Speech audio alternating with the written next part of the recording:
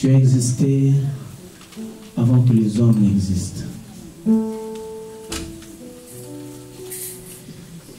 Seigneur, cet avant-midi, nous te sommes infiniment reconnaissants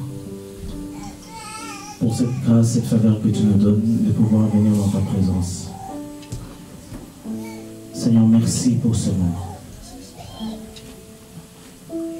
Reçois la louange, reçois l'adoration, reçois la majesté. Sois loué, sois béni. Nous sommes le troupeau que ta main conduit. Nous t'appartenons. Nous te disons merci pour ce moment. Sois loué, sois béni, sois adoré. Dans le nom de Jésus. Amen. Ce dimanche, nous voudrions célébrer le Seigneur avec ces cantiques qui disent « Mon papa est fidèle ». Amen. Mon papa est fidèle. Et j'aimerais même dire, la Bible déclare que lorsque nous sommes infidèles, parce que c'est notre nature, quand une personne promet, elle n'a pas toujours la possibilité d'accomplir ce qu'elle a promis. Mais Dieu, puisque c'est sa nature, Dieu reste fidèle. En tout temps, en tout lieu. De génération en génération, Dieu reste fidèle. Mon papa est fidèle. Alléluia.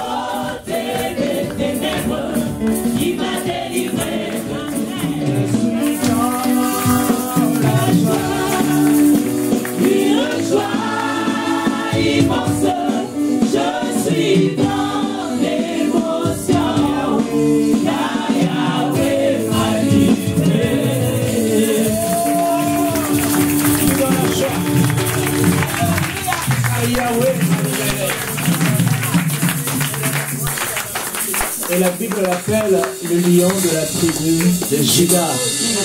En d'autres termes, Kosi. Tu es ce lion. Même lorsque je suis dans la fosse au lion, comme Daniel, je n'ai pas peur du lion qui se trouve dans la fosse. Parce que je sais que le lion de la tribu de Juda est avec moi. Il est capable de tenir la gueule du lion qui est dans la fosse. Et nous voudrions louer le Seigneur avec ce chant qui dit Kosi. Alléluia.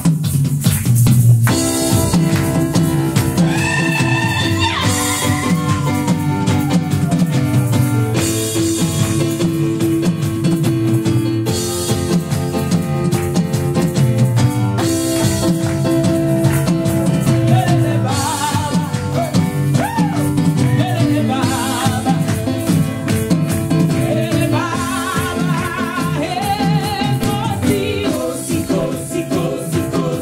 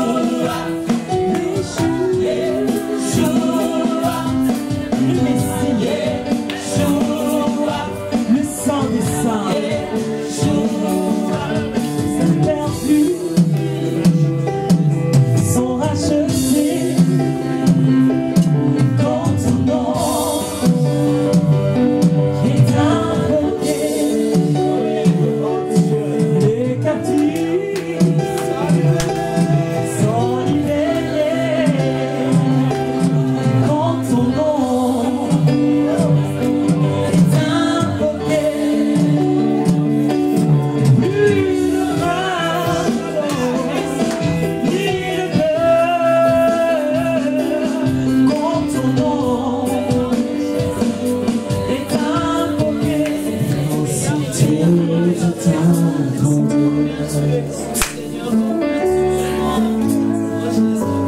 mais montre que je ne suis rien.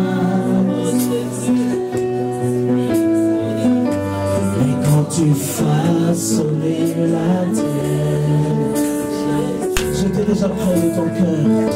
J'étais déjà près de ton cœur.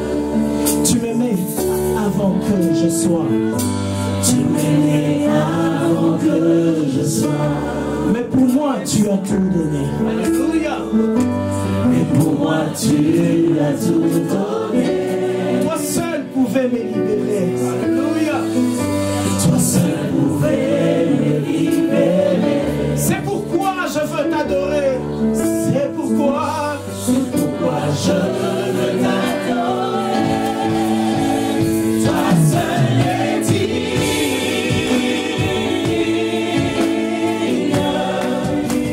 Même si les océans se déchirent, je les traverserai avec toi. Père, tu domines.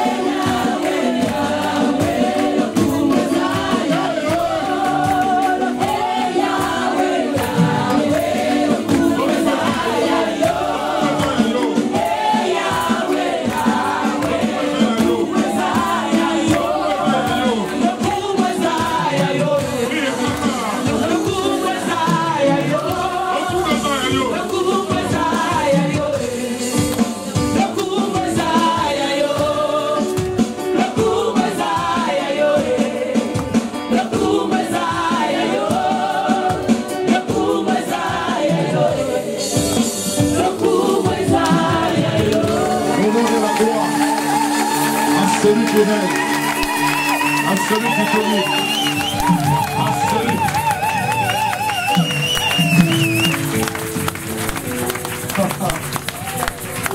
Alléluia.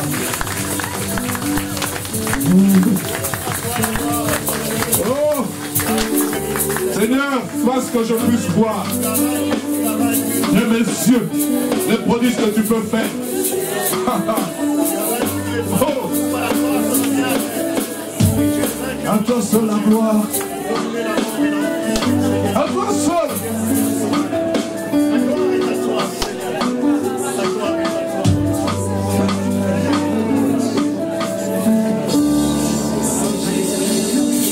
Je te prie, Père, que tu puisses bénir ta parole. Nous ne voulons pas parler de la part de l'homme, Et je réitère la prière que je fais ce matin. Ce corps a été créé pour la gloire de ton nom. Chaque organe de ce corps doit te célébrer. Doit te célébrer. C'est pour cela que je prie, Père, que tu fortifies mon corps.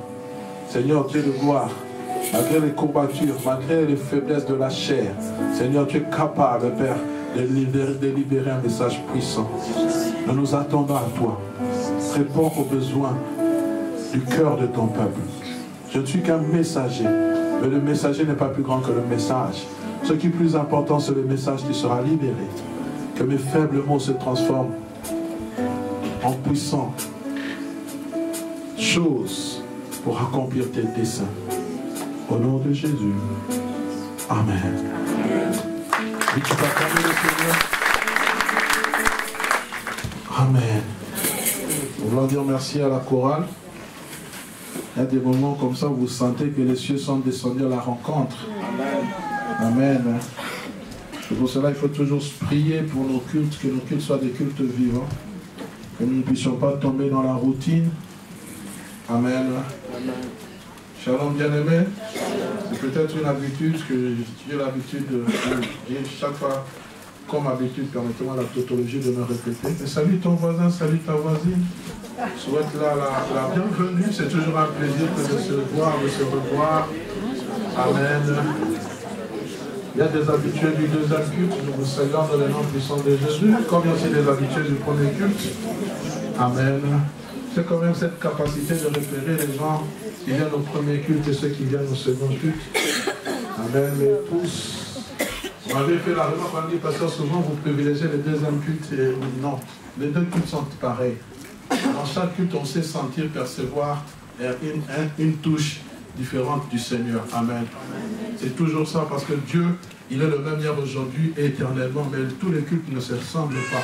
Il y a toujours un toucher spécial qui vient de la part de notre Seigneur. Amen. Amen. Que le nom du Seigneur soit béni. Nous sommes en train de continuer notre enseignement que nous avons débuté, je pense, il y a 4 dimanches de cela, avec comme grand thème les choses qui ont été écrites pour notre instruction. Nous avons pris ce passage dans 1 Corinthiens chapitre 10, où l'apôtre Paul est en train d'écrire aux Corinthiens afin qu'ils puissent prendre conscience que la grâce qu'ils ont, qu'ils ne puissent pas la prendre à la légère. Amen. Et à partir du verset 12e, nous avons tiré, pour ce qu'il est dit, que celui qui croit être debout prenne garde de tomber. Et nous avons pris ce passage pour vous parler de 4 personnages bibliques qui ont connu aussi des moments de faiblesse. Amen. Et ces 4 personnages ont fait des exploits avec Dieu. Nous avons parlé premièrement de Samson, ce juge fort, mais possédant une faiblesse. Nous avons parlé de David, un grand roi réduit à l'oisiveté. Aujourd'hui, bien que nos bien-aimés m'ont précédé, nous voulons parler de Élie, un prophète sous pression. Élie, un prophète sous pression. Bien-aimés, nous voulons parler des choses de la vie courante, parce que ces choses ont été écrites pour notre instruction. Et de ce fait, pour ceux qui apportent la parole du Seigneur, je vous inviterai à ouvrir dans 1 Roi chapitre 19. Nous lirons du 1er au 10e verset. 1 Roi chapitre 19, verset 1er jusqu'au verset 10e. Akab rapporta à Jézabel tout ce qu'avait fait Élie. Il avait tué par l'épée tous les prophètes. Jézabel envoya un messager à Élie pour lui dire que les dieux me traitent dans toute leur rigueur. Si demain, à 7 heures, je ne fais pas de ta vie ce que tu as fait de la vie de chacun d'eux. Élie, voyant cela, notre version dit, Élie entendit cela, se leva et s'en alla pour sauver sa vie. Il arriva à Beersheba, qui appartient à Juda, et il y laissa son serviteur. Pour lui, il alla dans le désert où, après une journée de marche, il s'assit sous un genêt et demanda la mort en disant, c'est assez. Maintenant, Éternel, prends mon âme, car je ne suis pas meilleur que mes pères. Il se coucha et s'endormit sous un genêt, et voici, un ange le toucha et lui dit, lève-toi et mange. Il regardait, excusez-moi, et il y avait à son chevet un gâteau cuit sur des pierres chauffées et une cruche d'eau. Il mangea et but, puis se recoucha. L'ange de l'Éternel vint une seconde fois, le toucha et dit, lève-toi, mange, car le chemin est trop long pour toi. Il se leva, mangea et but, Et avec la force que lui donna cette nourriture, il marcha 40 jours et 40 nuits jusqu'à la montagne de Dieu à Horeb. Et là, il entra dans la caverne et il y passa la nuit. Et voici la parole de l'Éternel lui fut adressée en ces mots. Que fais-tu ici, Élie? Il répondit, j'ai déployé mon zèle pour l'Éternel, le Dieu des armées, car les enfants d'Israël ont abandonné ton alliance. Ils ont renversé tes autels, ils ont tué par les faits tes prophètes. Je suis resté moi seul et ils cherchent à m'ôter la vie. Nous disons Amen. Amen. Que le Seigneur bénisse sa parole et qu'il me donne les mots nécessaires pour traduire sa pensée. Bien-aimé, l'histoire que nous venons de lire nous parle de ce grand prophète Élie. Mais nous voulons d'abord situer la période à laquelle Élie est apparu. Le royaume d'Israël passe par des moments de déchéance ou de décadence spirituelle. Et cela sous le règne du roi Akab. Il était le roi de l'époque.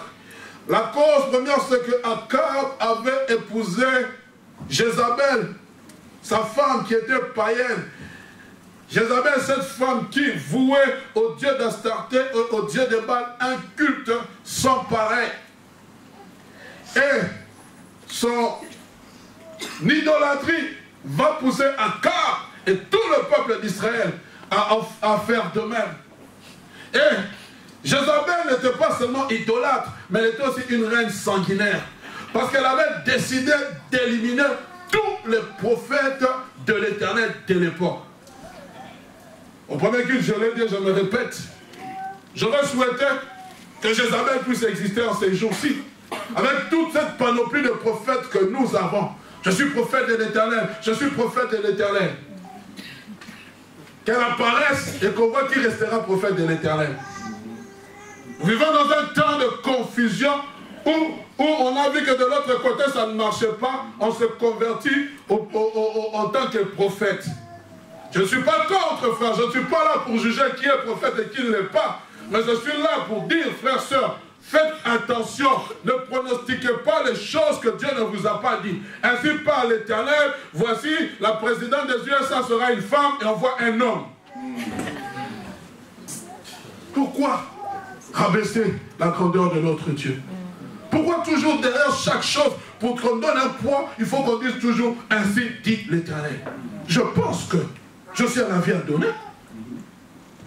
Que dit la parole? Si un prophète qui prédit une chose et quelque chose n'arrive pas, qu'est-ce qui doit être fait?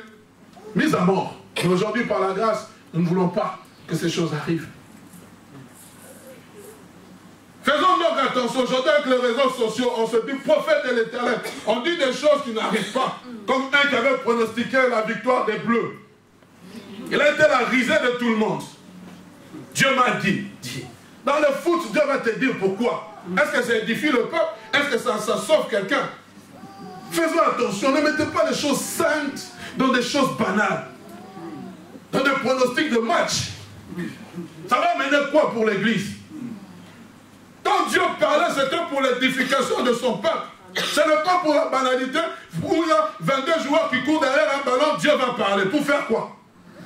C'est pour que toi tu montres que tu es réellement prophète de l'Éternel. Faisons attention, bien-aimés. Ne rabaissons pas Dieu à ces histoires-là. Dieu est dans les cieux. Il fait ce qu'il veut. Amen. Amen. Que le Seigneur nous aide, bien-aimés. Je ne suis pas meilleur qu'eux, mais je me préserve de dire des choses que Dieu ne m'a pas dites. Et même lorsque je les dis, je tremble moi-même parce que je sais que, Seigneur, tu mets ta parole en gage. Et si ça ne fonctionne pas, Seigneur, ce n'est pas seulement toi, mais moi aussi, que de comment nous serons jugés. Nous serons toujours parler au nom de Dieu, au nom de Dieu, au nom de Dieu. On dirait que Dieu est devenu un ami. Frère, Dieu est Dieu, faisons attention. Quand les prophètes prophétisaient à l'époque, ils tremblaient avant de libérer le message. Mais nous, aujourd'hui, c'est devenu une habitude. Et là, quand on veut parler, on tourne les yeux. Les yeux, maintenant reste le globule blanc là. Tu parles. On dirait que tu entres en transe. Pourquoi tu entres? Parle calmement. Tu peux parler calmement. C'est une parole de l'Éternel qui touche le cœur. Et les gens se répandent. Excuse-moi. Amen. On est ensemble.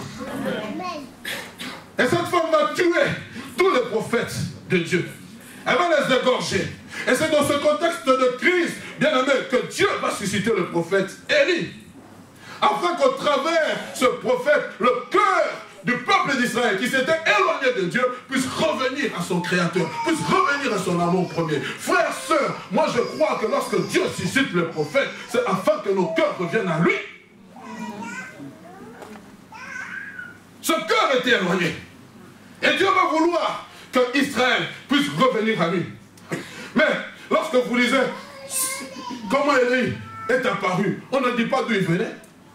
Lorsque vous lisez dans 1 Roi chapitre 17, on dit au verset 1er, Élie le Tishbite, l'un des habitants de Galate, va dire, l'Éternel est vivant, il y aura ces années ni pluie, ni rosée, sinon ma parole. Qui es-tu, Élie? Alors qu'on est en train de tuer le prophète de l'Éternel, toi tu décides de parler. Mais c'est dangereux. J'aurais été à ta place, j'aurais dit, Élie, sois sage, reste calme. Même si Dieu a parlé, reste calme. Mais il a osé affronter Akab.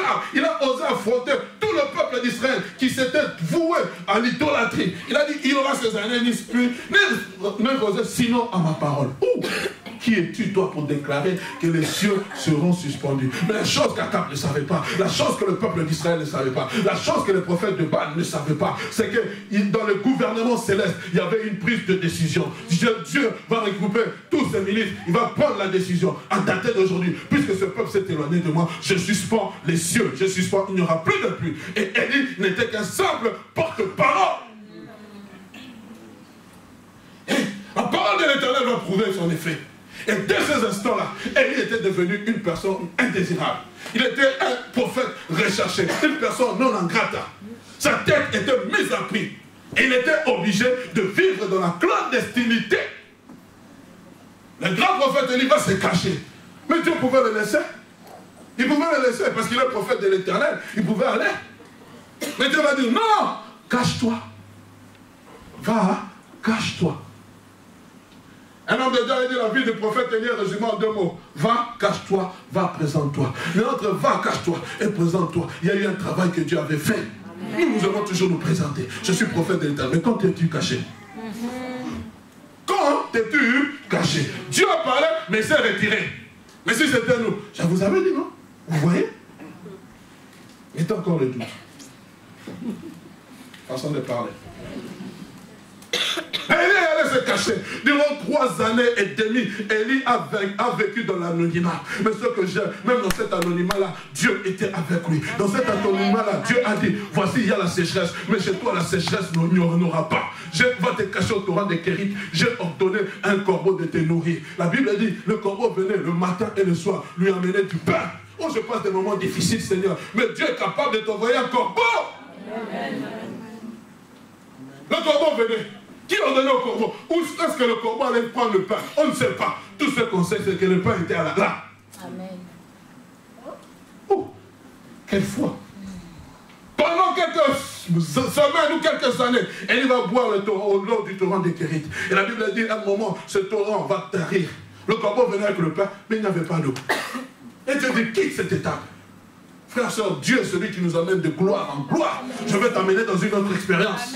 Va chez la veuve de Sarepta. J'ai ordonné à une veuve de te nourrir là. Et il va obéir. Et alors, il va trouver une pauvre veuve qui est en train de ramasser du bois pour aller faire cuire sa farine. Il va dire, sers-moi de quoi manger. Cette veuve va dire, je n'ai rien du tout. Je n'ai qu'un peu de verre de farine et un peu d'huile. Après avoir mangé, moi et mon fils, nous mourrons. Oh, cher Élie va dire, ainsi parle l'Éternel, vous ne mourrez point. Voici, l'huile et la farine ne manquera point dans ta maison. Et la Bible dit que durant tout le temps de la famine, cette femme avait de quoi manger, elle et toute sa famille. Quand Dieu te bénit, pense aux autres. Amen. C'est la bénédiction de l'Éternel qui enrichit. Pendant le temps de crise, Dieu va multiplier la farine. Pendant le temps de crise, Dieu va multiplier l'huile. Frères, sœurs, ce Dieu est le même hier, aujourd'hui et éternellement. Il n'a pas changé. Et surtout, pour nous qui sommes qui vivons dans ce pays, il n'a pas changé. Temps de crise, Dieu était là. Oui, les autres peuvent passer le temps de crise, mais si tu as la faveur de Dieu, si tu es agréable à Dieu, Dieu ordonnera à la bénédiction de t'accompagner. On ensemble, bien-aimés. Alléluia. Que le Seigneur nous fasse grâce, que je puisse communiquer sa pensée. Pendant 3 années et demie, il a vécu dans la clandestinité, comme je le dis, jusqu'au jour où Dieu lui dira, va, présente-toi à Akab. Viens dire à Akab, Voici ce que dit l'Éternel des armées. Je veux faire venir la pluie. Mais avant de faire venir la pluie, il faut que tu puisses défier ces prophètes de Baal. Parce que c'est pas cette éloigné de moi. Un seul homme va défier 850 prophètes avec tout le peuple entier. Il va se présenter, il va dire, voici, afin que vous sachiez que l'Éternel est Dieu. Si l'Éternel est Dieu, allez après Dieu. Mais si c'est Baal, allez après le Dieu de Baal. Voilà ce que nous allons faire. Vous apporterez votre offrande, j'apporterai la mienne. Et le Dieu qui répondra par le feu sera le Dieu. La première fois, quand Élie a parlé, la Bible dit que le peuple n'a rien dit. La seconde fois, le peuple a dit c'est bon. Et pendant plus de 12 heures, les 850 prophètes de Baal vont commencer à invoquer Baal. Et il va se moquer d'eux. Il va dire, mais criez, peut-être il dort, peut-être il est en voyage, peut-être est-il distrait. La Bible dit, ce furent des institutions. Et j'aimerais vous dire, frères, sœurs, ce n'est pas que le Dieu de Baal n'agissait pas, mais c'était que lorsque le Dieu véritable apparaissait, le Dieu de Baal disparaissait. Ils agissaient, parce que s'ils n'agissaient pas, Jézabel n'allait pas les servir. S'ils n'agissaient pas, les prophètes de Baal n'allaient pas les servir. Et le peuple d'Israël n'allait pas se tourner vers eux. Le peuple était dans la confusion. Frères et sœurs, nous sommes dans un temps de confusion. Il faut bien aimer que nous puissions faire cesser ce temps de confusion au nom de Jésus. Amen. Et Élie, à l'heure de l'offrande, j'aime ça. Un jour on en parlera. La Bible dit Élie se présenta. La Bible dit il rétablit l'autel.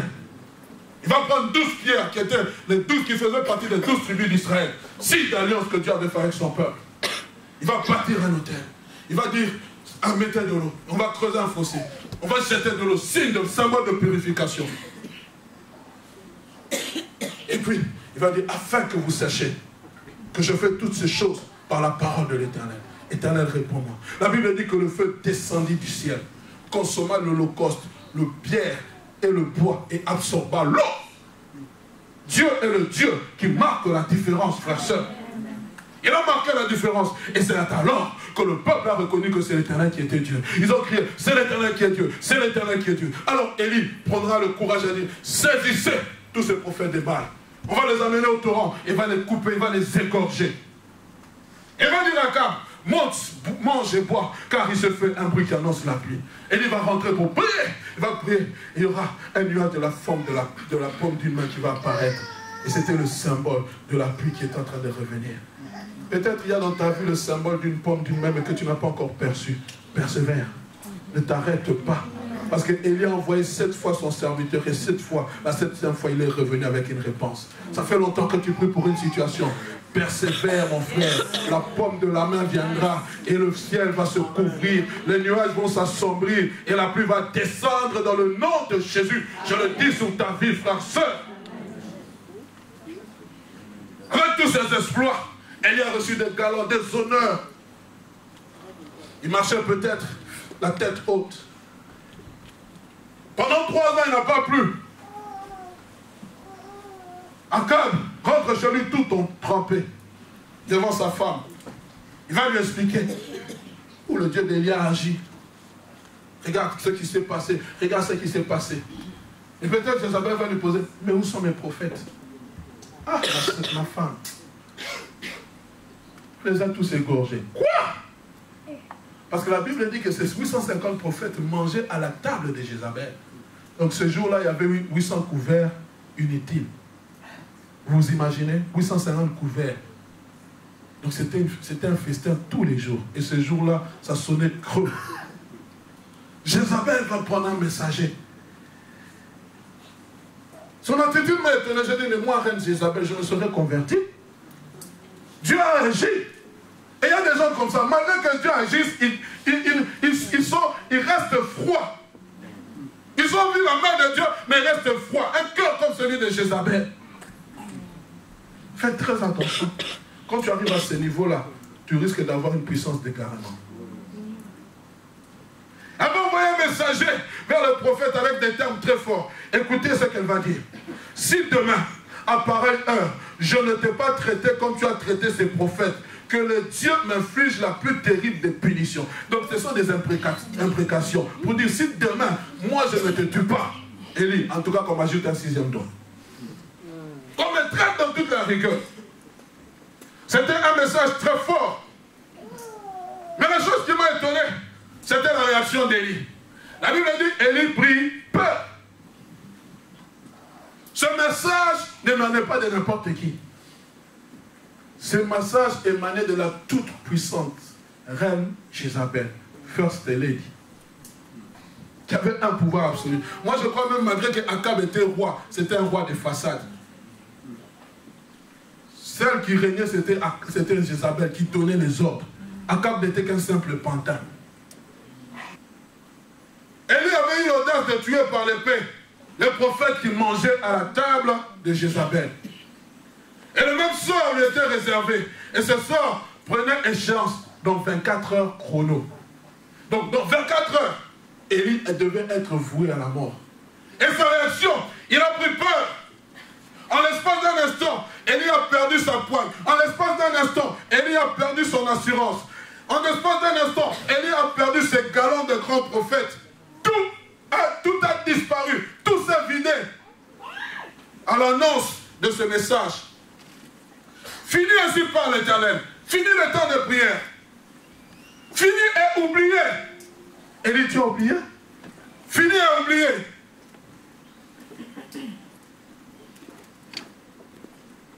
Mais Élie, qu'est-ce qui s'est passé?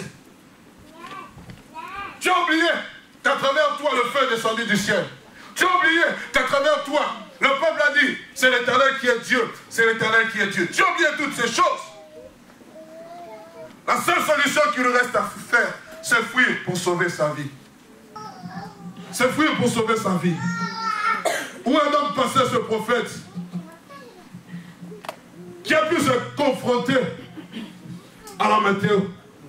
Où a donc passé ce prophète qui a su affronter la famine, qui a su affronter le torrent des Kérites? Où est donc passé ce prophète qui a vu une veuve manger pendant quelques années sans que personne ne vienne toquer à sa porte pour lui amener de la nourriture? Où est passé ce prophète qui a vu le feu du ciel tomber et consumer l'Holocauste? Ce grand prophète qui parlait au nom de Jésus, il est en fuite dans le désert. Bien aimé, j'aimerais que vous réalisez avec moi. Il est en fuite dans le désert. Pourquoi? Parce que Jézabel a parlé.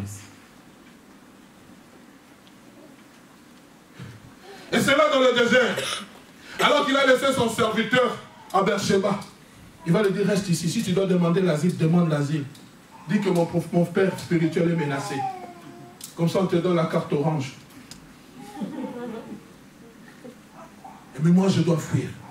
Et dans le désert, et c'est ce passage-là qui m'interpelle le plus, il va crier son ras-le-bol. Il va crier son exaspération. Il va dire, c'est assez.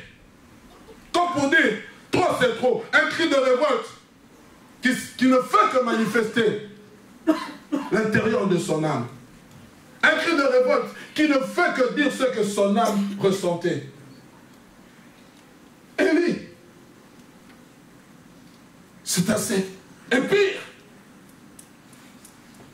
au lieu de se limiter seulement à dire c'est assez, il va dire je ne suis pas meilleur que mes pères. Et pire, il va demander la mort. Oh, Élie demande la mort. Élie devient suicidaire. À cause de quoi? À cause de Jézabel. Le grand Élie, il devient suicidaire à cause de Jézabel. Il voulait dire, je suis arrivé à bout. Je jette l'éponge. Je ne suis pas meilleur que mes pères. Oh, quelle conclusion. Donc je comprends que lorsque Élie a vu le feu tomber du ciel, il a dit, mais j'ai dit, toi tu avais peur, mais ces choses-là sont faciles. Mais ce qu'il avait besoin, c'est d'être brisé. François, quand Dieu travaille avec toi, il fait des espoirs, rends-lui toute la gloire. Je ne dis pas qu'Élie ne l'avait pas fait. Mais quand il est arrivé à cette conclusion, je ne suis pas meilleur que mes pères, alors donc il se pensait être meilleur que ses pères. Un cri de révolte. Je ne suis pas meilleur que mes pères. Et il est arrivé un moment de sa vie où il était face à une réalité qui semble être plus fort que lui. Cette réalité s'appelle Jézabel. Frères, sœurs, Jézabel, tu la trouveras partout, sur ton chemin. Jézabel, c'est cette réalité qui nous revient souvent. À cause de Jézabel, le prophète Élie sera de nouveau sous pression, alors qu'il pensait que c'était fini. Le terme le plus usuel que nous utilisons aujourd'hui, ou de nos jours, ou le mot qui est à la mode, que nous avons enrobé, le stress. Je suis stressé. Je suis stressé. Aujourd'hui, c'est devenu la musique. Quand la période des examens arrive, les étudiants, on est dans le stress. Pasteur, je suis stressé.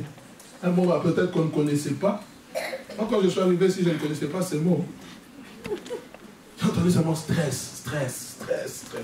Je pensais qu'on est stressé. Je suis stressé. Sous pression. Et c'est ce fait qu'il soit sous pression que Élie va dire, trop, c'est trop. Le mot stress, c'est un mot qui vient pourrir notre existence. Permettez-moi de le dire.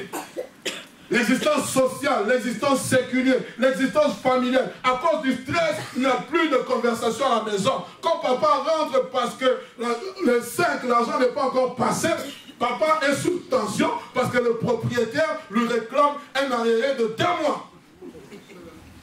Ah oui, hein? Jézabel viendra avec de telles choses. Et quand l'enfant entre avec genre, papa, allez! Papa est stressé, hein? Puis maman vient, laissez papa se reposer. Il est fatigué, stress. Il réfléchit, il a mis la carte comme ça. L'argent n'a pas été volé. Je parle de réalité, bien aimé. On peut rire, mais c'est la réalité. Il arrive de la prière. Seigneur, tu vas agir. Amen. Oh, bénis le frère Bobo, bénis le frère Tony. Regarde, recommandé, huissier. Monsieur, vous avez autant de jours. Si vous ne payez pas, votre voiture sera saisie. Et quand on saisit la voiture, les enfants posent, papa, où est partie la voiture? Jézabel. Je parle de choses vraies ou faux. Si vous voulez, je peux arrêter. Bien aimé, la gestion du stress nous conduit à être désagréables et facilement irritables. Regardez les gens qui sont stressés. Ils n'aiment pas parler aux gens. Ils n'aiment pas dialoguer. Vous le voyez au travail, dans son coin. Toujours en train de le visage fermé. Pourquoi? Parce qu'il est face à une réalité. Et ce qui est dangereux, c'est que ça touche même l'Église aujourd'hui. Nous venons dans la présence de Dieu, on est dans la joie, on est dans la joie. Nous sautons, nous crions. Mais lorsque la réalité nous reprend, on dirait que tout a disparu. On oublie même qu'on est chrétien. Amen. Pourquoi? Parce que nous avons laissé la place à la dépression. Elle est arrivée à un point, bien aimé, que j'appelais le burn-out. Et ce qui est pire, il est arrivé à un point où il voulait se suicider. Mais il ne savait pas que sa vie était précieuse aux yeux de Dieu. Frères et sœurs, je parle des choses que je connais, je parle des choses que j'ai vécues. Mais heureusement, je ne suis pas arrivé au suicide. La pensée du suicide n'a jamais germé dans mon cœur. Frère, je suis arrivé dans ce pays. Vous savez, quand vous arrivez, vous dites tout sera rose. Et comme par mes gardes, on laisse tout, et habits et tout. Tu arrives, tu te dis, tu vas trouver. Tu regardes, tu vas faire la visite de magasin, les pantalons coûtent 20 €, tu n'as que 5 € en poche. Chez nous, là-bas, on pouvait marchander. Mais ici, tu vas marchander comment? Je suis arrivé chez un cousin, un brave cousin qui m'a accueilli. J'arrive, la réalité faisant que c'était un étudiant. Il n'avait que deux chaînes de télé. À l'époque, il n'y avait pas Internet, il n'y avait pas Wi-Fi comme on a aujourd'hui. Aujourd'hui, les gens disaient tchou. À l'époque, il n'y avait pas ces choses. Comment je suis arrivé ici? C'était en 2003. Avoir Internet à la maison était un luxe. C'est pour cela quand on vous dit de vous débarrasser des téléphones, vous pensez qu'on est en train de vous... Non, ne soyez pas esclaves de ces choses. Vos parents n'ont pas eu ça. Vous avez trouvé, peut-être vous êtes né sous la génération des Wi-Fi, si c'est quoi, vous vivez avec. Même quand vous allez en retraite, laissez ça. Mon épouse à Kinshasa. Pour rappeler à l'époque ici, c'était difficile.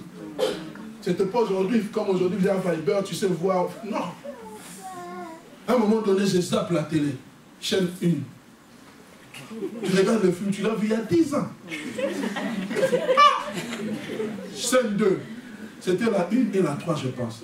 Là, tu regardes, tu vois des films des années. Tu dis, mais ça c'est quel pays comme ça? Tu ouvres la fenêtre comme ça, il fait froid. Tu la fermes, la neige. Ouh, tu as quitté un pays, il faisait 31 degrés. Moi je suis arrivé ici le 1er décembre 2003. Je suis venu trouver 5 degrés mes amis. Donc le froid pénétrait le pantalon en tissu que j'avais porté. J'étais venu sans manteau. Mon cousin est sorti ce jour-là, il a fait 2 jours. Je regarde comme ça, gauche, droite. Je dis, c'est pas possible. Les amis, j'ai poussé un cri. Ah! Je suis sorti en hiver, s'il vous plaît. J'ai marché, pour ceux qui connaissent un peu Pescadelle, ce qu'on appelle la cage aux ours. Jusqu'à la gare du Midi à pied. Aller-retour. J'avais besoin de prendre de l'air. Je vous parle des choses que j'ai vécues. On ne m'a pas raconté. Quand je raconte ça, les gens rient. Mais j'avais failli devenir fou. J'ai dit, mais c'est quel pays, Seigneur, où tu m'envoies dans des conditions comme ça? Et ces choses m'ont servi. Aujourd'hui, je suis en train de vous prêcher une expérience.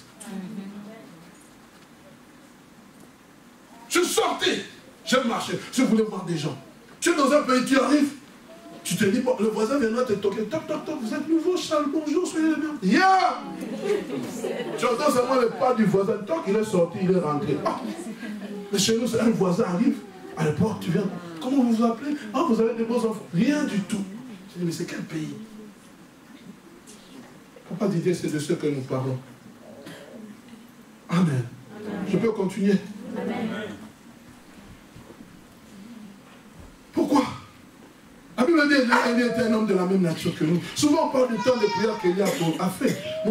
C'est vrai que Jacques parle du temps de prière. Mais si, c'est aussi une personne qui a connu la dépression. Et ces choses ont été écrites pour notre instruction.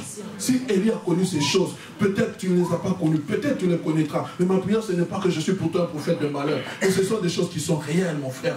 C'est ça la vie. Tu pries à l'église, tu pries à Bababa, on chante, on danse. Mais la réalité te reprend. Frère, comment gères-tu la réalité quotidienne? Comment associer le quotidien à la vie chrétienne? Comment associer ça? Parce que souvent nous voulons prier, oui, que le Seigneur vous bénisse, le Seigneur est avec vous, soyez remplis, reçois ton miracle. Frère, soeur, oui, reçois ton miracle, mais je suis là, Jézabel est là, Jézabel m'a envoyé un mot, j'ai la lettre de l'huissier, j'ai un ordre de quitter. Comment ces choses vont-elles être résolues? Je suis seul. On m'a envoyé dans une région que je ne connais pas, parce que je suis venu demander l'asile. Je vous parle de la réalité, frère, soeur. Alléluia. Pourquoi ces choses nous ont été écrites? Afin que nous puissions éviter de mourir d'un AVC, de craquer, de commencer à parler tout seul en route. On ne peut pas parler en route. C'est ça. Pourquoi? Parce qu'il y a la pression de la pression du quotidien qui est là. Et d'un moment, tu craques.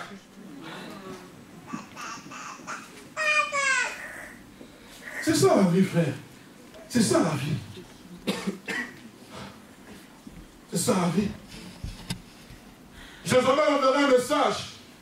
Alors que tu es en train de faire des exploits dans la prière, tu fais des déclarations, Jézabel envoie un message pour te dire que tu as été licencié. Ah. Mais tu es chrétien. Tu comprends ces choses. Tu as transpiré dans la présence de Dieu comme je suis en train de faire maintenant. Il en envoie un papier, tu as l'ordre de quitter. 48 heures. Et, Seigneur, c'est quoi ces histoires? Et pourtant, dans ta blessure, tu as des promesses de Dieu. Jézabel est là. Tu as poussé des cris de joie comme on a fait aujourd'hui, on a chanté cause. Mais jusqu'à présent, tu n'as pas telle chose. Tu comprends? Je ne suis pas en train de te faire perdre la foi. Je suis en train de t'amener à la réalité des choses. Frère, soeur, Élie, lorsqu'il a reçu le message de Jézabel, il venait de faire des exploits. Mais il y a eu un contre-message qui est venu. Il venait de faire des exploits pour qui? Avec Dieu et pour Dieu. Ce n'était pas pour lui, c'était pour Dieu. Mais une simple parole de Jézabel a tout déboussolé. Combien de fois nous ouvrons nos oreilles à Jézabel? Combien de fois nous entendons ce que Jézabel dit et ça nous déboussole? Nous perdons courage, nous sommes fatigués, nous commençons à... Et c'est ça que le diable veut faire. Il est en train de te voir fort, il est en train de voir ta foi en train d'être consolidée. Il dit comment je veux l'avoir, il va te ramener à la réalité. Toi tu es en train de sauter. Mais tu es en train de quitter, non? Ah, tu es en train de sauter. Ça fait combien d'années que tu es marié? Et jusqu'à présent, on ne voit rien. Tu es en train de chanter.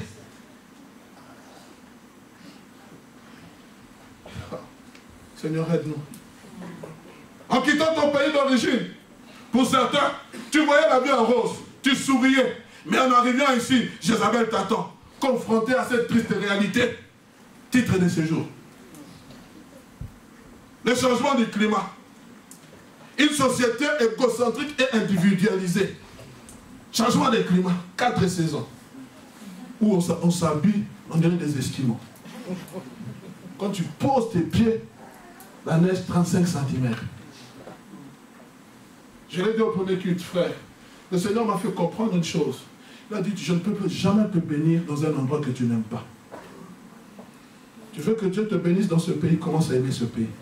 Avec même son climat froid. Et moi je n'aime pas l'hiver. Et moi je n'aime pas l'hiver. C'est ici où Dieu te veut. Alors pendant la période hivernale, Dieu ne va pas te visiter parce que tu n'aimes pas. Seigneur, merci pour l'hiver. Tu sais pourquoi tu as créé l'hiver. Je sors, je porte le manteau, je porte les habits adéquats. Même lorsqu'il fait sombre, quand je sors et quand je rentre de mon travail, il fait toujours sombre. Seigneur, c'est ici que tu vas me bénir.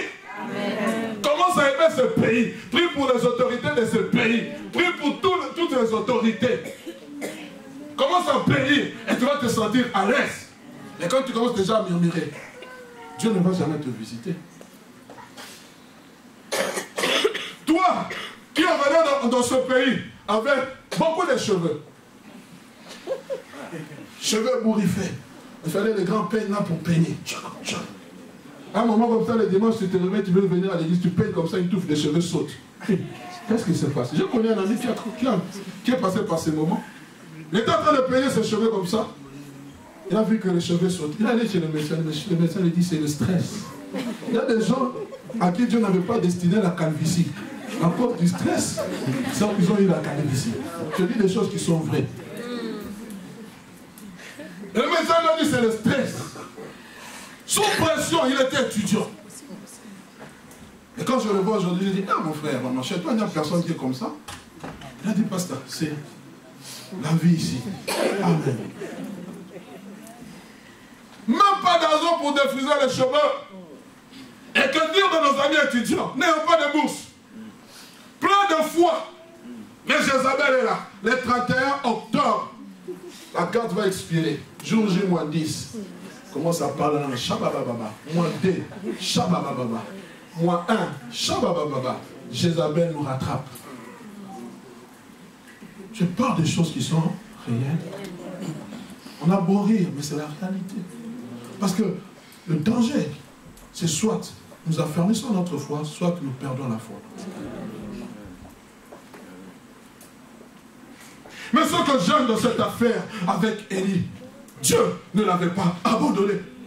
Dieu n'était pas resté indifférent au sort d'Élie. Élie avait fui, certes, il était parti, certes, mais Dieu va envoyer son ange. Dieu ne va jamais te laisser, frère, passer le désert comme cela. Jamais, jamais, jamais. Si Dieu est de Dieu, Dieu ne va jamais te dire, il va t'envoyer quelqu'un pour te fortifier. Amen. Écoutez ce qu'il a dit. Lorsque vous lisez à partir du verset 7e, il se coucha après avoir demandé la mort. Il s'endormit sous un chaînet. Et voici un ange le toucha et lui dit, lève-toi, mange. Il regarda, il y avait à son chevet un gâteau cuit sur des pierres chauffées et des cruches. C'était où? Dans les déserts.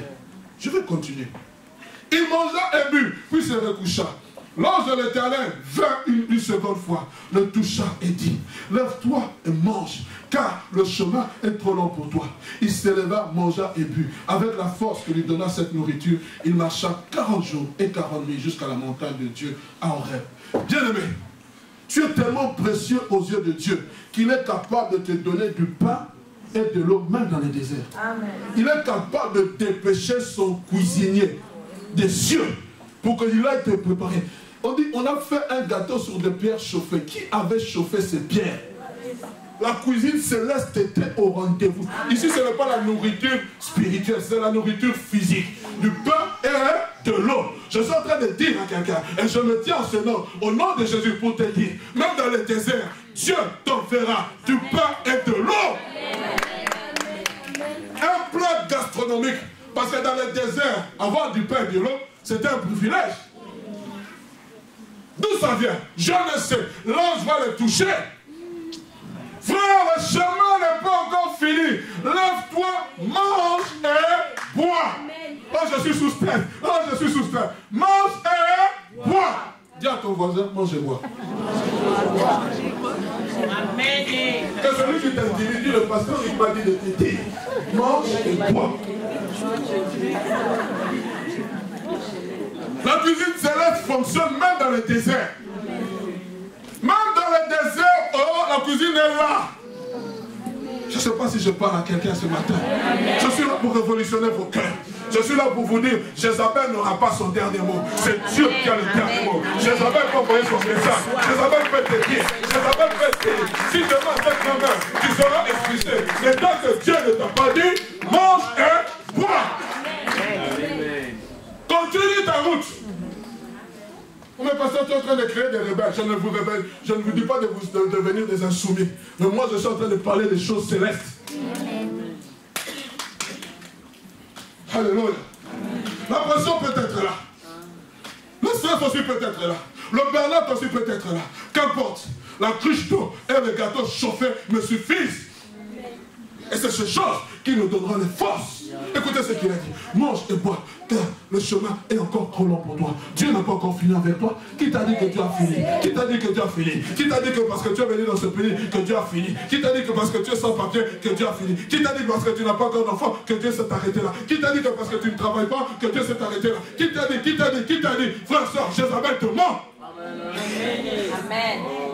Qui t'a dit à cause de la couleur de ta peau que tu ne vas pas évoluer dans ce pays? Qui t'a dit? Qui t'a dit? Je parle aux enfants de Dieu, nés de nouveau, marchant dans la grâce de Dieu. Je suis en train de vous dire, mange et bois, le chemin est trop long. Tu dois arriver au rêve. Excusez-moi. Ce n'est pas fini, mon frère. Oh, la pression peut être là, mais j'aimerais te dire, le pain et le gâteau seront là pour te calmer. Le pain et le gâteau viendront te dire que Dieu est toujours là. Le pain et le gâteau vont te chanter. Dieu est là, où que j'aille, où que je sois, il est là. Oh, alléluia. Le pain et le gâteau préparés par un ange. Alléluia. Don't give up. Amen. Amen. Amen.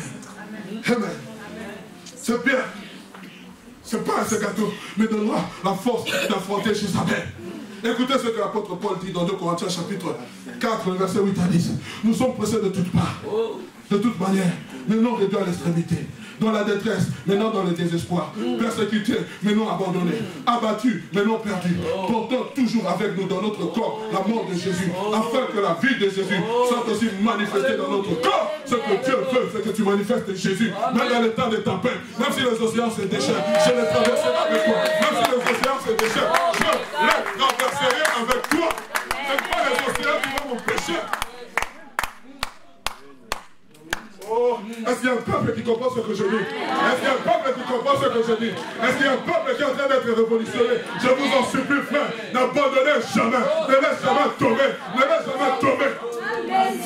Oh, yes. Il est dans la barque. Oh, Oh. Ce n'est pas le message que t'envoie Jézabel qui doit te faire fuir le pays où Dieu t'a établi pour aller ailleurs. Ce n'est pas ce message. Mange et bois, car le chemin est encore trop long pour toi. Il dressera une table en face du stress. Il dressera une table en face de la pression. Il dressera une table en face du burn-out. Il dressera une table en face de l'AVC. Il dressera une table. Quand Dieu dresse la table, elle est bien garnie. Oh. Oh. Oh, quand tu comprends ces choses, tu ne restes pas le même. Quand tu comprends ces choses, tu ne restes pas le même. Bien-aimé, tu passes par des moments difficiles. Qui que tu sois, je te dis au nom de Jésus, l'Éternel est vivant. Mange et bois. Tu as besoin de force pour arriver à un rêve. Alors, vous comprenez, quand Aimé est arrivé au rêve, il a compris qu'il ne veut pas mourir. Parce que lui pensait que la mort était la finalité. Non, la finalité c'était l'enlèvement. Les chrétiens, nous ne nous attendons pas à la mort, nous nous attendons au retour de Christ. Et c'est cette espérance qui est en train d'être tuée aujourd'hui dans nos cœurs. À cause de cette espérance, combien de gens aujourd'hui chrétiens attendent le retour de Christ? C'est cette espérance, frère, qui doit te faire vivre. Christ n'est pas encore revenu. La Bible dit pour tous ceux qui vivent, il y a de l'espérance. Pour tous ceux qui vivent, il y a de l'espérance. Quand Christ n'est pas encore revenu, je fais ce que j'ai à faire. S'il revient, qu'il me trouve en train de travailler pour la gloire de son nom. Je ne veux pas vivre dans la dépression. Je ne veux pas que ces choses puissent venir. Que Jézabel me dise, que le Oussien me dise que ta vie est finie, tu dois quitter. Si Dieu est ici, alors il va me faire quitter ce lieu. Alléluia. Je suis en train de m'adresser à toi. Ça fait des années que tu es ici. Tu trouves, on a dit que dans ton pays d'origine, l'eau et le miel coulent. Frère, avant de rentrer, pose la question à Dieu s'il te veut là-bas. Je suis allé en août, j'ai vu des amis, des collègues dans le ministère. On était avec le frère Bobo. J'entre chez eux, j'ai dit, waouh, bien assis. Et pourtant, peut-être ce sont des petits frères dans le ministère. Je ne m'enorgueillis pas. Je les ai vus bien assis. Je me suis dit, Seigneur, là-bas, je suis en train de chômer. Mais j'ai compris, c'est ici où Dieu me veut. C'est ici où Dieu me veut, frère. C'est là où tu es que Dieu va te bénir. Commence à aimer l'endroit où Dieu t'a placé. Même si Jézabel est là, Dieu enverra les corbeaux pour te nourrir. Jézabel était là quand Élie était nourri par les corbeaux. Jézabel était là quand la veuve de Sarepta nourrissait Élie. Alors ce n'est pas Jézabel qui va me faire fuir le pays. Je parle à quelqu'un. L'impression de la vie ne veut pas te faire fuir. Oh non, on a dit qu'au Canada c'est bien, je vais au Canada. On a dit qu'aux États-Unis c'est bien, je vais à Londres. Je vais aux États-Unis. On a dit qu'à Londres c'est bien, je vais à Londres. Frère, qui t'a dit que c'est là-bas où tu vas évoluer? C'est peut-être ici. C'est peut-être ici. Alors qu'on est en train de crier, on est en train de dire, on est en train de faire. Dieu a un chemin tout tracé pour toi. Et vous pensez que Dieu, excusez-moi, est fou pour t'avoir créé dans ce temps-ci et de t'avoir mis ici. Il n'est pas fou. Il a calculé de l'avance. Et il sait que cet enfant ici, il fera des espoirs. Et les gens autour de lui viendront lui demander quel est ton secret. Je peux continuer? Quand tu arriveras avec, il a compris qu'il ne devait pas mourir. Moi, je ne vis pas avec la pensée de la mort, mais je vis avec la pensée de l'enlèvement.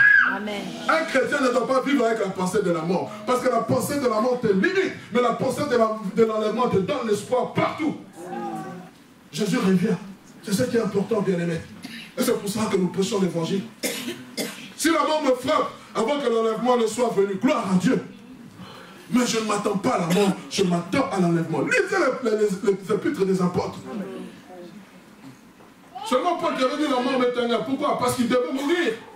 Mais ils savaient qu'ils tous s'attendaient à de nouveaux cieux, à une nouvelle cité. Ils avaient l'espérance de le voir. C'est pour ça que le jour où on était en train de lapider Étienne, Étienne ne regardait pas à ce corps qui est en train de dépérir. Il était en train de voir au ciel, au Dieu qui était assis sur le trône très élevé. Pourquoi? Il savait qu'il avait l'espérance d'une vie éternelle.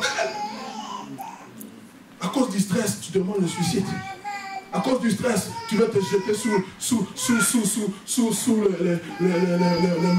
dans le bus ou sous le, comment on appelle, le métro. Pourquoi? Ta vie est précieuse aux yeux de Dieu. Amen. Parce qu'on t'a envoyé une lettre où tu dois payer des impôts. Tu te dis la mort m'est un gars. Non! J'affronterai ces choses. Avant moi, il y a eu des gens qui ont affronté ces choses. Moi aussi, je les ai affrontés. Je ne mourrai pas. Même si on vient prendre tout, on peut tout prendre. Mes frères, sœurs, on ne prendra pas mon corps, on ne va pas m'enchaîner. Amen. Comment avons-nous donné cette petite foi? On peut tout prendre. Il n'y a que les païens qui savent qu'ils peuvent rebondir. Mais nous, on est là. Seigneur, c'est fini pour moi. Ce n'est pas fini. Dieu, qu'est-ce que tu m'apprends à travers ces choses? Amen. Je vais aller rapidement, bien-aimé. Être sous pression ne pourra jamais détruire ou arrêter ce que Dieu veut de toi. Je vais rapidement, avant de clôturer, vous donner 5 pistes importantes à prendre lorsqu'on est sous pression. Lorsque le burn-out vient frapper à ta porte, j'aimerais te donner 5 pistes importantes. Écris-les parce qu'elles sont nécessaires. La première piste, ne fuyez jamais, mais sachez affronter l'adversité. Ne fuyez jamais. Il y a des gens, quand ils sont sous pression, ils ferment le téléphone, tout.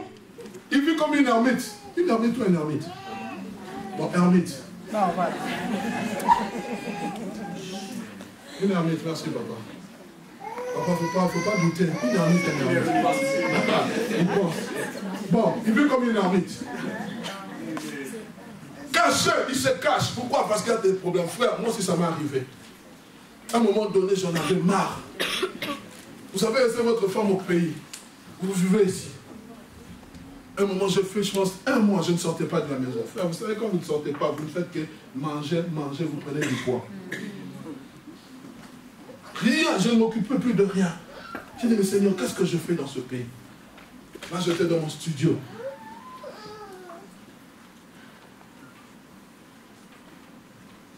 Mais, je bénis grandement le Seigneur, je n'ai jamais abandonné la foi. Affronter l'adversité, bien-aimé. Fuir est un signe d'abandon, d'irresponsabilité. Qu'est-ce qui était plus dur pour Élie? Croire que Dieu pouvait suspendre la pluie et faire descendre le feu du ciel ou faire face aux paroles de Jézabel. Qu'est-ce qui est plus dur pour toi? Ce que Dieu t'a dit ou ce que la réalité te dit? C'est lorsqu'on est dans une impasse que Dieu vient souvent à notre secours. Écoutez ce que le psalmiste dit dans le psaume 121, verset 1 à 6. Je lève mes yeux vers la montagne. D'où me viendra le secours? Quand David écrivait ce psaume, il n'était pas roi. Il était en train de fuir Saül. Il dormait dans des casernes. Il dormait sur un SDF. Il dit, je lève mes yeux. C'est-à-dire qu'il était sous pression vers les montagnes. D'où me viendra le secours? Et lui-même répond, le secours me vient de l'Éternel, qui a fait les cieux et la terre. Il ne permettra point que ton pied chancelle. Celui qui te garde ne sommeillera point. Voici, il ne sommeille ni ne dort, celui qui garde Israël. L'Éternel est celui qui te garde. L'Éternel est ton ombre et à ta main droite. Pendant le jour, le soleil ne te frappera point, ni la lune pendant la nuit. Je me limite là, frère. Il est là. Affronte. Seigneur, je n'ai personne pour défendre ma cause. Défends-la, s'il te plaît. On ne fouille jamais. Ne fouillez jamais. Ne laissez jamais tomber. La deuxième des choses, vous allez trouver ça peut-être bizarre, mais je suis en train de tirer cela du prophète Élie. Apprenez à dormir. Je ne parle pas du sommeil spirituel, je parle du sommeil physique. Dormez. Mais pasteur, qu'est-ce que ça a à voir? Frère, ça a été prouvé que pour arriver à se déstresser, le sommeil est un élément important. Amen. Bien souvent, le stress nous ôte le sommeil et nous empêche de dormir.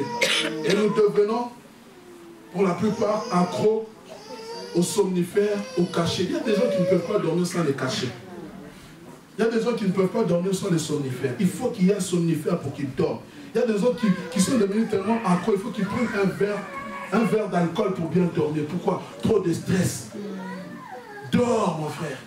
Parce que l'Éternel, voici, il ne dort ni ne sommeille. La Bible dit que l'ange de l'Éternel campe autour de ceux qui le craignent, afin de les arracher des dangers. Amen. Dieu va interpeller Élie en lui disant, plutôt, je disais, apprenez à dormir. Le sommeil est un grand agent pour nous déstresser. Écoutez l'histoire de ce qui se passe dans Marc chapitre 4, lorsque vous lisez à partir du verset 35. Jésus-Christ dit à ses disciples, allons de l'autre bord. Alors qu'ils ont commencé à ramer, la Bible dit, lui dormit. À un moment donné, la tempête va se lever. Le vent va souffler, c'est ça le symbolisme de stress. Les disciples cherchent à maîtriser, ils cherchent à se maîtriser, ils cherchent à se maîtriser, mais rien ne s'est passé. Au verset 38, on voit l'attitude de Jésus-Christ, il dormait. La Bible dit, et lui, il dormait à la poupe sur le coussin. Il le réveillait à lui dire, maître, ne t'inquiète pas de ce que nous périssons. Wow. Il était déstressé. Pendant que les gens étaient stressés, lui, il était déstressé. Pourquoi? Il venait de se réveiller. Frère, soeur, quand tu dors, le problème sera toujours là. Quand tu restes éveillé, il sera toujours là. Mais quand tu dors, tu te réveilles, la tension diminue. Et tu peux bien affronter les choses qui sont devant toi. Je ne sais pas si je suis en train de parler à quelqu'un. Dis à ton voisin, dors. Si tu n'arrives pas à bien dormir, dis Seigneur, j'ai besoin du sommeil. Il faut dormir, frère. Et quand quelqu'un dort, c'est une attitude de quelqu'un qui ne crée aucun danger. Même quand on vient toquer, regarde c'est qui, tu regardes par le petit œil. C'est un monsieur avec une cravate, avec une chemise. Ah, c'est le huissier, je ne suis pas là. Ah, c'est le monsieur. Oui, bonjour monsieur, bonjour, je viens de la part de telle personne. Vous avez pour le train de... Ok, je sais, mais je vais les payer. Mais quand? Ne vous en faites pas, je vais régler d'ici là. Mais quand? Je vous ai dit dans un bref délai. Je signe, je signe. Je parle à mon Dieu. Tu comprends? Il y a des gens à cause de wicher qui passent de sa véranda chez le voisin. Depuis le dimanche, le voisin le voit. Tu vas où? Je vais à la prière. Mais tu as fait le wicher hier. Si tu es dans ce cas, demande pardon, Seigneur. Amen. Je peux continuer? Troisième des choses, ne vous en faites pas, on va terminer. Avoir une alimentation saine et équilibrée. Ah, mais qu'est-ce que la nourriture vient faire là? Mais qu'est-ce que la nourriture est venue faire avec Élie? Dites-moi un peu. Il était dans le stress. Avant que Dieu ne le parle, il a dit ce petit doit manger. Parce que s'il ne mange pas, il ne va pas bien m'écouter. Est-ce que tu comprends?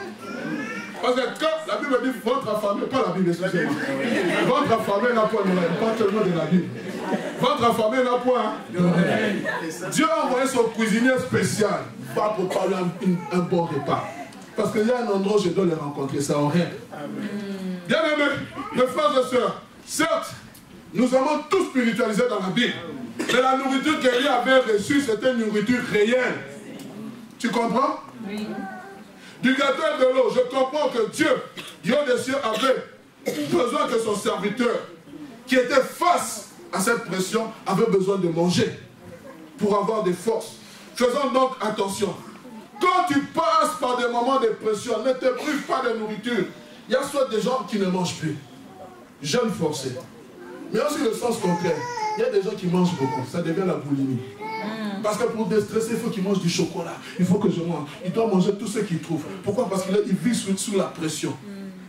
C'est pour ça que j'ai insisté à avoir une alimentation saine et équilibrée.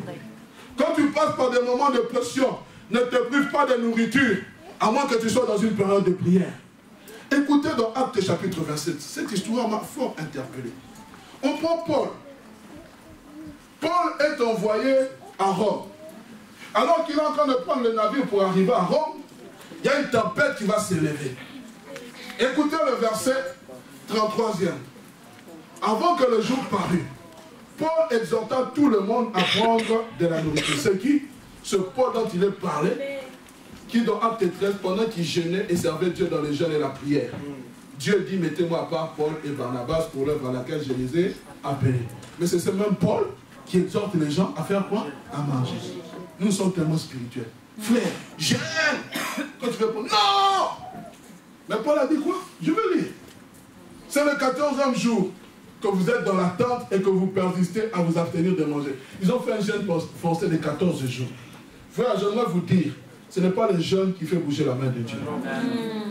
Si nous jeûnons, c'est par signe de montrer que nous sommes impuissants.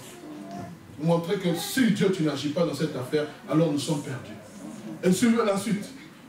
Mettez-moi la suite. Je vous invite donc à prendre de la nourriture. Car cela est nécessaire. Pourquoi? C'est moi qui ai écrit. Non. Quand tu es dans le temps de stress, mange. Je peux continuer.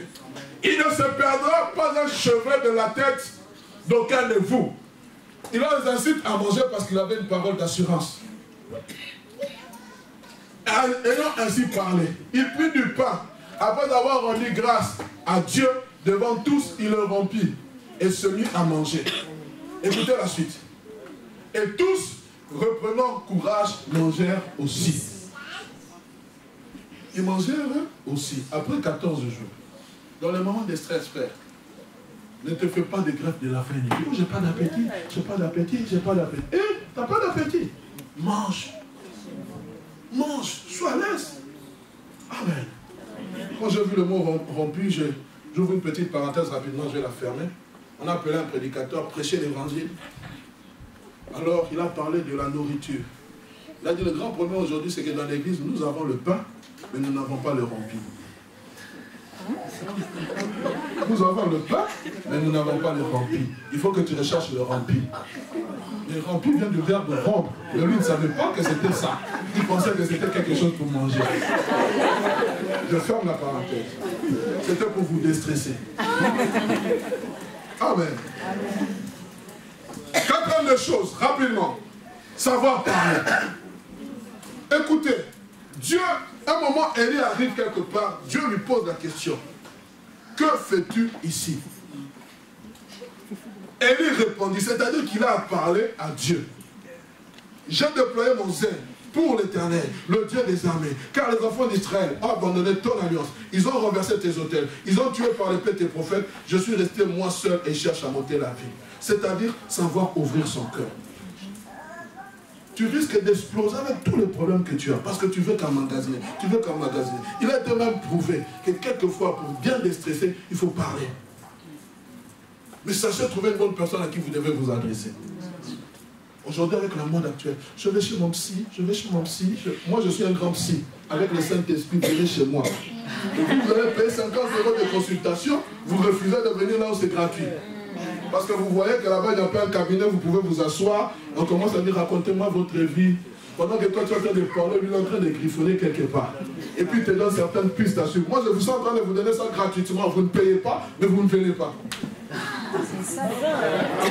Je ne dis pas que j'ai besoin que vous payiez. Parce que Dieu a donné ça gratuitement, nous devons donner ça gratuitement. Mais aujourd'hui, comme c'est devenu la mode, je suis chez mon psy, j'ai rendez-vous avec mon psy, et aussi rendez-vous avec ton pasteur, et rendez-vous aussi avec frère. Je suis en train de vous parler des choses de la vie. Et le psy va tout faire pour que vous restez accrochés à lui. Tout faire. Pourquoi? Parce que lui doit aussi avoir besoin d'argent. Je ne sais pas s'il y a des psychologues enseignés, pardonnez-moi. Je ne critique pas votre travail. Savoir parler, frères et sœurs. Le psaume 34, verset 6 dit, quand on tourne le regard vers lui, on est rayonnant de joie et le visage ne se couvre pas de honte. Quand vous parlez à un serviteur de Dieu, le serviteur de Dieu n'est pas seulement là pour vous écouter, il est là pour prendre ce problème et l'exposer devant Dieu. C'est pour cela, faisons attention. Ne voulons pas seulement, viens, je vais parler avec toi, mais prends le temps. Moi, j'ai un campagne. Quand j'écris, je fais un effort, je rentre à la maison, je prends le temps de prier pour les personnes pour lesquelles j'ai parlé. Amen. Amen. Et dernier conseil, ou dernière piste, suivre les conseils. C'est bien de parler. Mais quand tu t'adresses à une personne, écoute aussi ce qu'elle va te dire. Parce que lorsque Élie a parlé à Dieu, Dieu va lui donner des conseils. Il va lui donner des directives. Amen. Amen. Et c'est important. Le Proverbe chapitre 19, verset 20 dit ceci. Écoute ces conseils et reçois instruction, afin que tu sois sage dans la suite de la vie. Et j'ai toujours aimé ce qui s'est passé avec Moïse, alors qu'il voulait gérer le peuple. Jéthro, son beau-père, va venir, il va dire, mais qu'est-ce que tu es en train de faire là? Tu vas t'épuiser. Il va lui donner un conseil. Et lisez Exode 19, 18, 19. Maintenant, écoute ma voix. Je vais te donner un conseil. Et que Dieu soit avec toi. Sois l'interprète du peuple auprès de Dieu. Et porte les affaires devant Dieu. Écoute mon conseil. Frère, apprenez à écouter. La parole que l'on prêche aujourd'hui, c'est un conseil. Quand tu mets ces choses en application, tu vivras longtemps. Je suis en train de m'adresser à vos frères, on a peut-être ri, mais je suis en train de parler des réalités de la vie quotidienne. Aujourd'hui, nous voyons même des chrétiens mettre fin à leur vie. Pourquoi? Parce qu'ils n'ont pas su comment gérer le stress, ils n'ont pas su comment gérer la pression qu'ils ont. Aujourd'hui, nous sommes dans un monde, même dans le travail, on te demande un rendement. Si tu ne sais pas produire un rendement, on te déclasse. On te met la pression partout, même dans les études. Étudiants, lorsque tu refais ton année, on commence à te menacer. On est sous pression partout, même avec nos familles. On a la pression partout, frères et sœurs. Et ce que je suis en train de vous prêcher, ce sont des paroles de vie. On doit affronter le quotidien, les amis. On affronte le quotidien. Je parlais d'apprendre à parler. Amen. Je suis arrivé à un moment dans ma vie où mon épouse a Kinshasa, moi ici, j'étais fatigué. Moi j'ai un conseiller, ne pensez pas quand je me tiens du haut de la chair, j'ai des gens vers qui je vais pleurer, je deviens petit. Je pleure du nez, des yeux, de la bouche. Il me donne des conseils. J'étais prêt à rentrer au pays, je dis, je suis fatigué. La pression de la famille, la pression. On te dit non, laisse ta femme à Kinshasa, épouse une autre femme pour que tu aies les papiers, comme vous n'avez pas encore d'enfants. J'ai dit, mais je suis serviteur de Dieu, je ne peux pas faire ces choses. Mais tellement que tu vivais dans un monde pollué. Mais je bénis Dieu. C'est une personne qui me mettait la pression. Il y a 2 jours, ils étaient en train de rendre témoignage. Il dit, moi j'admire la foi de cet homme. Amen. Frère, soeur, on te regarde. On est venu à me donner le papier, on a dit, voici un passeport. Après, ça peut passer, il n'y a pas de problème. c'est voici un passeport. Va, on envoie ça à qui? Tu mets la photo de ta femme, elle vient. J'ai dit non. Mais tu es fou. On m'a traité de fou. Mais de l'autre côté, je pleurais. Seigneur, qu'est-ce que tu veux de moi? Oh my God. Et Jean, ce jour-là, cette année, alors qu'il avait prêché dans une église où j'étais, il est venu, m'a touché, il a prié pour moi.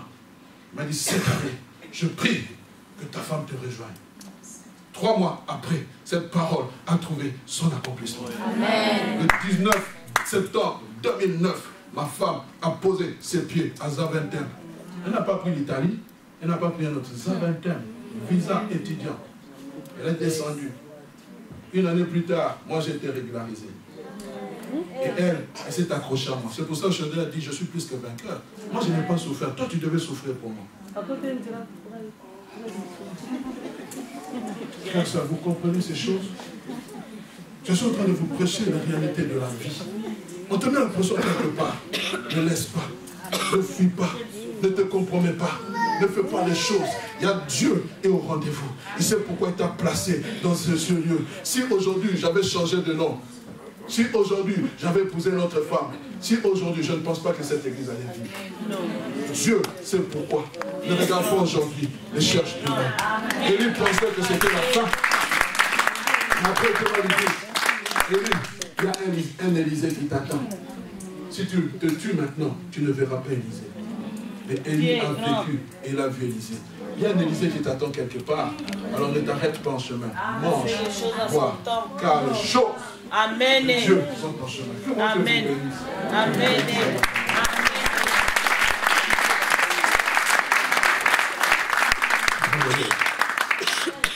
Aujourd'hui, je ne veux pas lancer un appel. Mais j'aimerais que tu pries pour toi. Que Dieu fortifie ta foi. Tu as besoin d'être fortifié.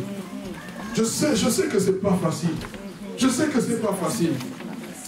Je sais que c'est pas facile. Je sais. Mais je sais que même si les océans se déchaînent, moi je les traverserai.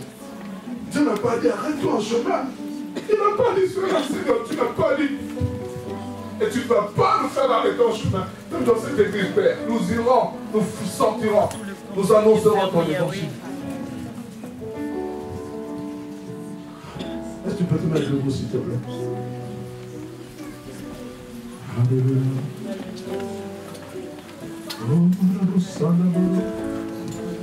Abrite-moi sous tes ailes, Seigneur.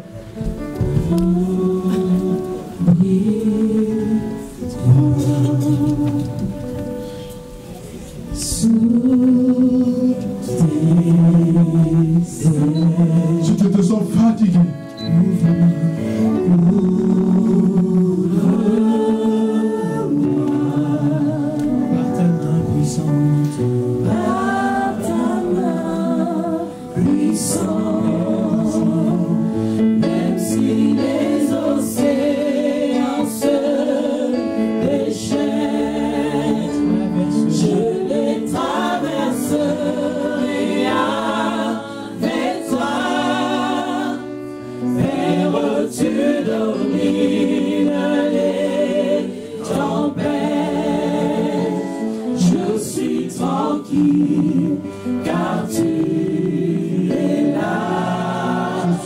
je suis tranquille, car tu es. Même si les océans, même si les océans se déchaînent, je les traverserai. Avec toi, Père, tu domines les tempêtes. Excusez-moi. Je suis tranquille. Le Seigneur me marque. Toi qui passes par des moments de détresse, de pression, le Seigneur me met à cœur que tu viennes cette semaine, le mardi, de 10h30 à 16h, entre 10h30 et 16h, mercredi après-midi vers 17h, vendredi vers 17h, viens que nous puissions prier ensemble. Viens, si tu dois ouvrir ton cœur, fais-le.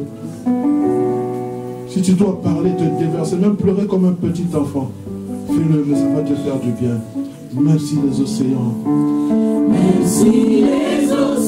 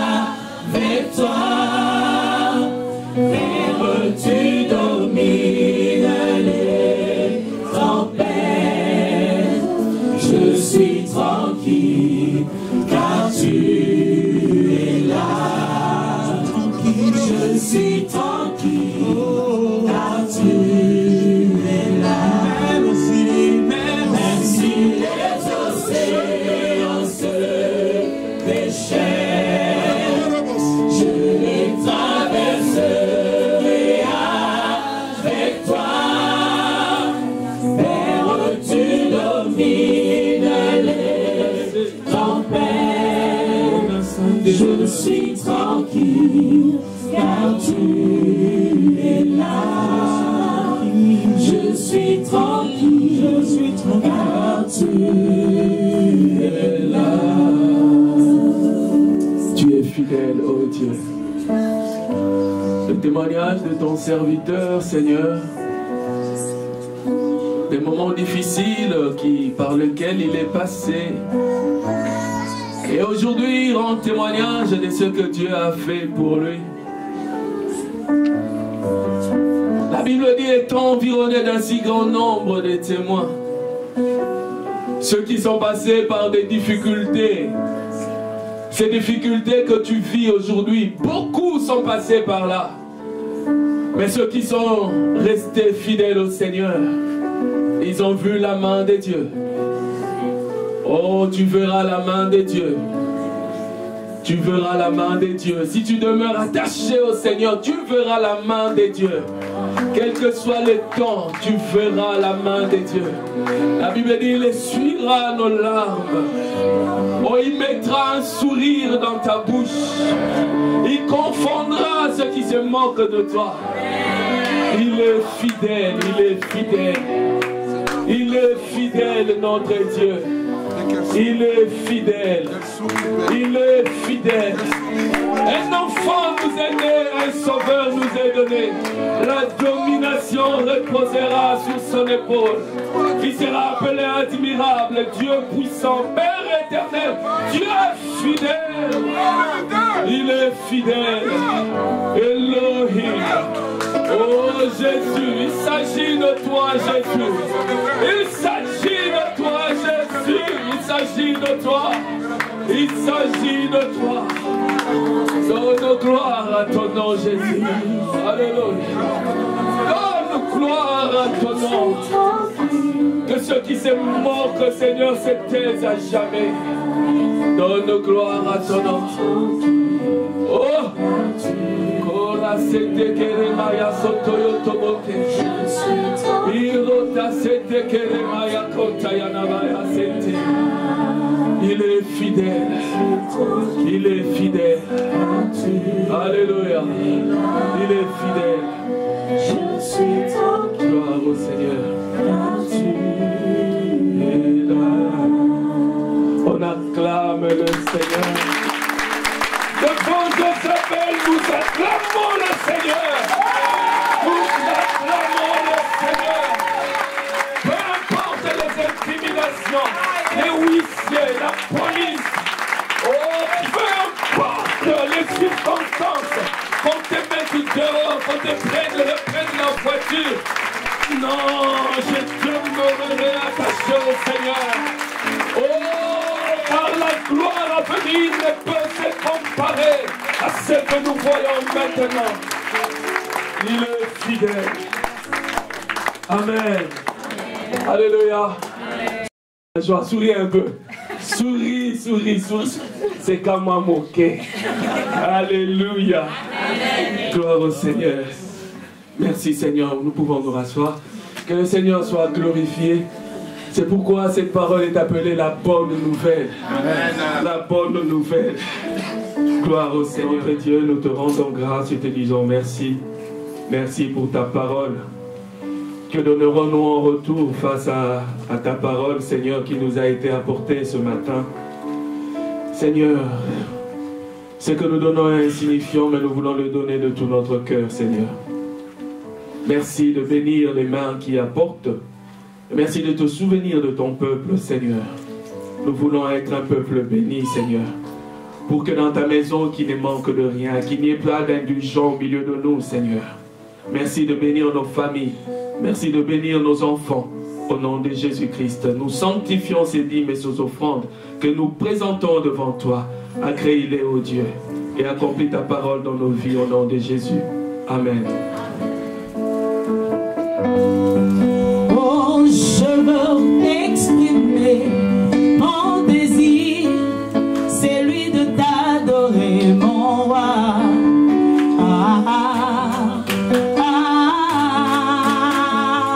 Laisse-moi exprimer mon désir, celui de t'adorer, mon roi.